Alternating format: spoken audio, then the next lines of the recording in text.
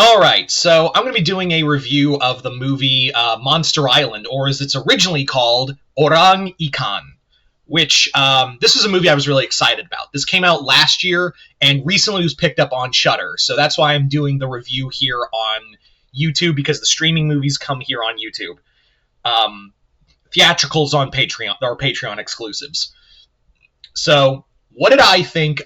This was a movie I was really excited about. My good friend Chris actually first alerted me about this movie, almost a year ago, saying that, like, hey, this is a movie that's gonna be like a love letter to The Creature from the Black Lagoon, and this movie wears that on its sleeve, like, straight up.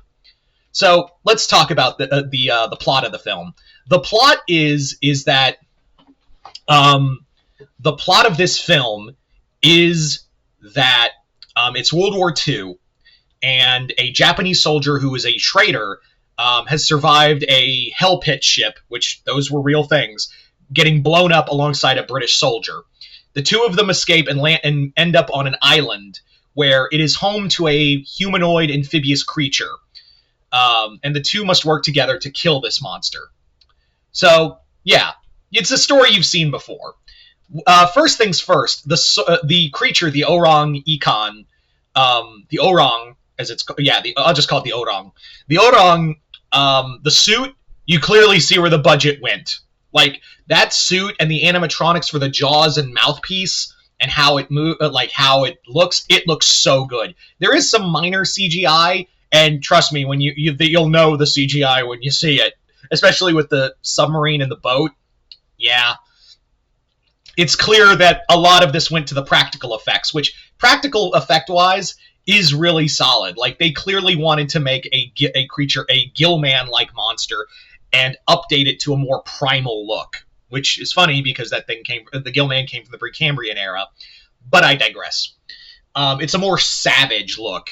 I also like how the fins move up when it's agitated. I really like that move. And, also, like, the scenery is gorgeous. This was filmed in Indonesia, which, again, this was a British-Indonesian collaboration film. So, yeah, it's shot really well. And that really helps because there is, the movie does have, it really depends more on showcasing the creature, and because there isn't a lot of kills. There are some solid practical effect kills in this movie. So, there is definitely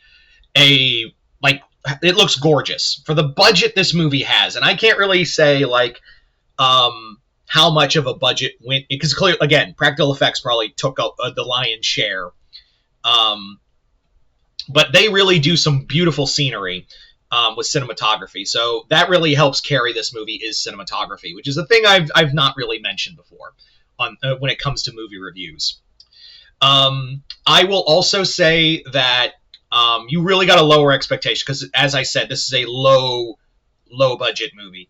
Very there's a scene where the Orang is fighting a saltwater crocodile, and when it does the jaw rip, which guess what reference this movie is referencing, does the jaw rip. There's like a blood explosion that you've seen on Movie Maker. Yeah. It shows its budget, but it's kind of it doesn't matter because there's solid, this was a love letter to one of the great Universal monster movies. It doesn't apologize for that. This was clear, even the director said, yeah, this is my love letter to Creature from the Black Lagoon.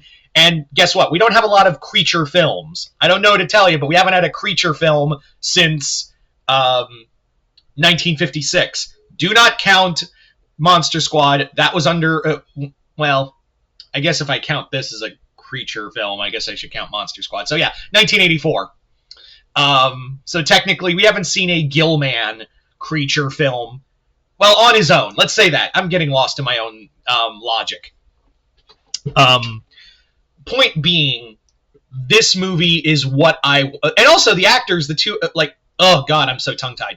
This is what I want from a remake of a Gillman film. More aggressive, an action horror film, and practical effects. So I hope James Wan is taking fucking notes.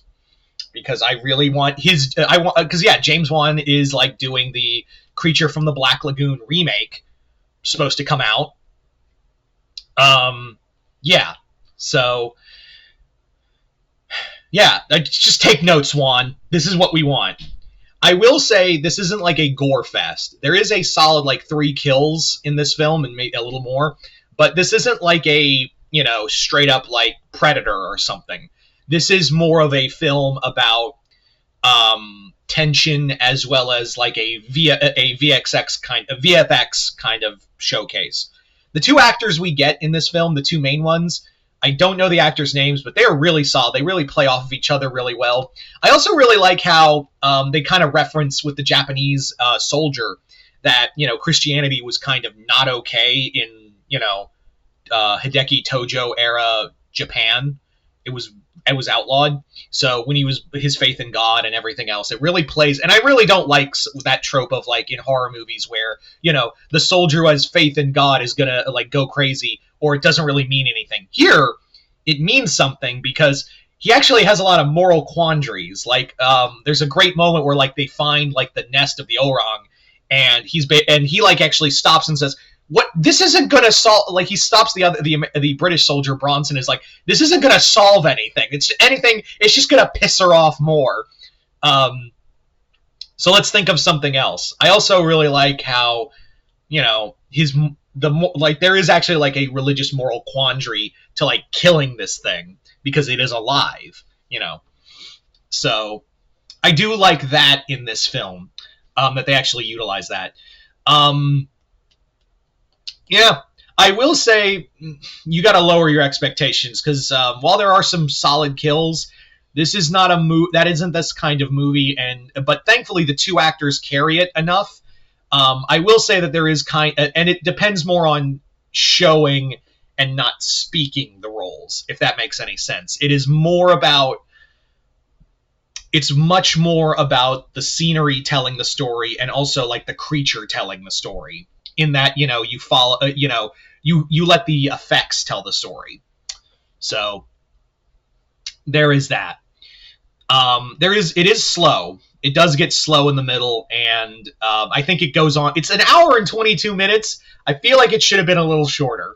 Like even then, like this movie's only like a little over an hour 20 minutes, and I still feel like this movie should have been just a wee bit shorter because I feel like they kind of drag out the end for a bit.